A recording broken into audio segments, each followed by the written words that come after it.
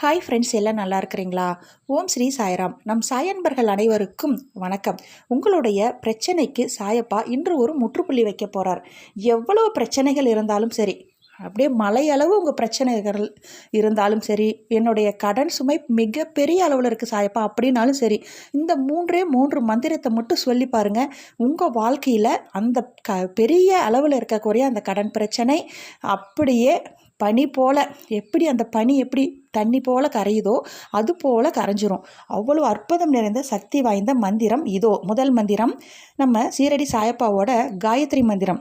ஓம் ஸ்ரீ சீரடி சாயி ஸ்ரீனிவாசாய வித்மகே ஷர்வ தேவாய தீமகி தந்தோ ஷர்வ பிரசோதயாத்.